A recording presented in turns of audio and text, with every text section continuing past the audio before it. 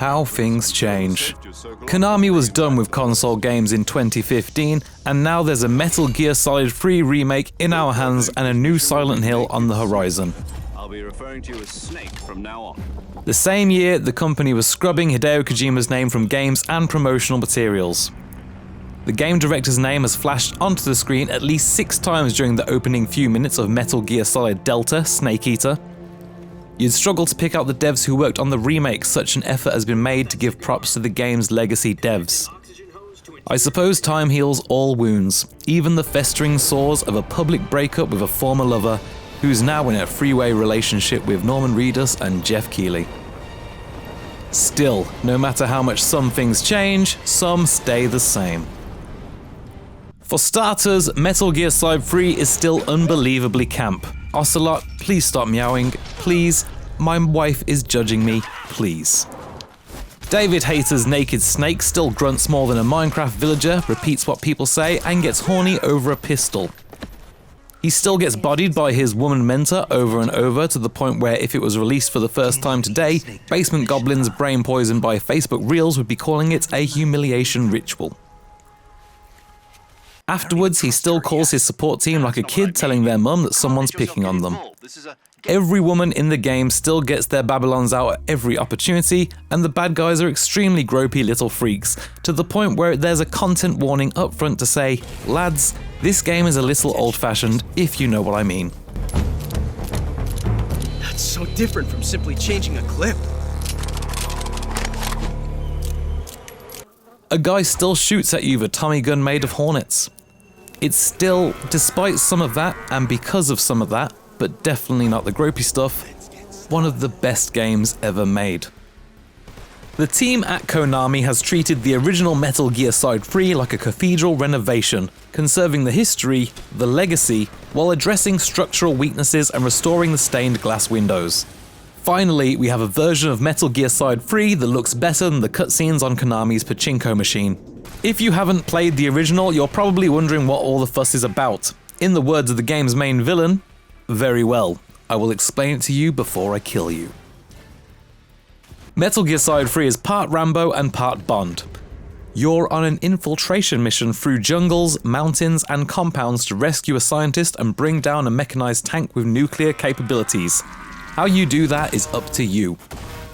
You're dropped in with essentially nothing, and you have to procure your equipment on site, growing your personal arsenal until it's vast and versatile, allowing for many different playstyles. You could feasibly run and gun your way through the game, but it also supports playthroughs where you kill no one and are never even seen. The game arrived at a time before the AAA games industry had settled on best practices and standardized control schemes, so there was still plenty of experimentation. Metal Gear Solid and its 4 sequels, and the spin-offs, are all completely different stealth games as a result, with Snake Eater focusing on light survival elements and camouflage concealment. Instead of the binary detection of other stealth games, you're either seen or not, Metal Gear Solid 3 assigns a percentage value to your visibility based on the environment around you versus the clothes you're wearing. This remake retains all of that, but makes it even better by taking into account the dirtiness of your outfit.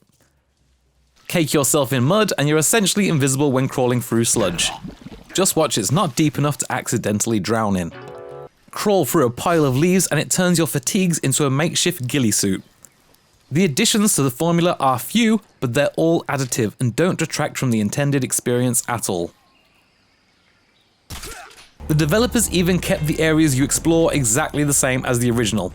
These are bite-sized stealth puzzles separated by loading screens.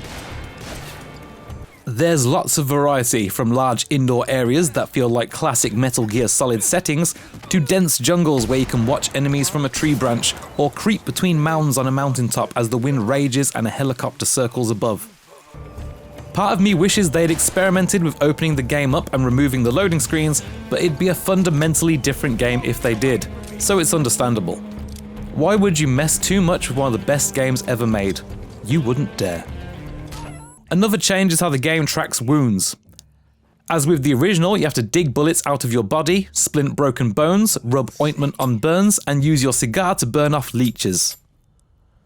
But instead of solely being tracked as a list of events in a menu, every battle wound stays visible on Snake's body. His clothes tear and soak with blood, and old wounds close up and become scars, marking a fleshy diary of your playthrough. It's a really cool addition that adds to the fantasy of you being outgunned deep in enemy territory.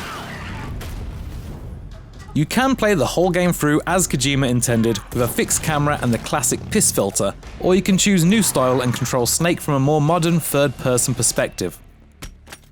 The camera adds a new dimension to the game and makes it feel like a fresh experience, in some cases making things more of a challenge because the fixed camera usually framed the action so that you could see enemies from wherever you were, which also made it clear where to go. Now you have to rely on your ability to spot threads and visible routes, using information like the shadows cast by enemies to intuit where they are.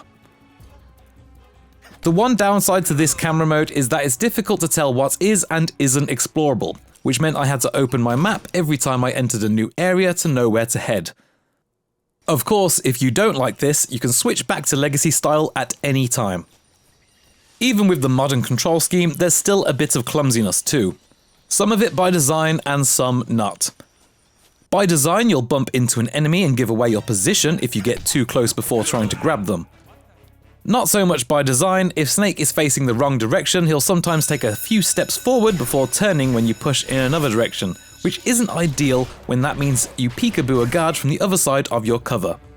Don't get me started on standing back up after being knocked down. It's a whole thing. While some aspects of Fine Control haven't aged gracefully, a lot of it still feels as fresh today as it did in 2004. The ladder climb as the music comes in, deciding whether to fight the old sniper, kill him while he's sleeping, or let him die of old age, and the Shagahod chase sequence that feels like a playable cutscene. There are so many special moments and they haven't faded with age. Camouflage stealth still feels as new as it did back then because no one else has attempted it in the same way, and close quarters combat, CQC, still makes you feel like you're John Wick when you grab an enemy by the wrist, crack their ribs, and disarm them while flipping them onto their heads. What a thrill. The enemy soldiers are smarter than most modern enemies, and despite being faceless balaclava-wearing fellas, have more personality than some actual characters.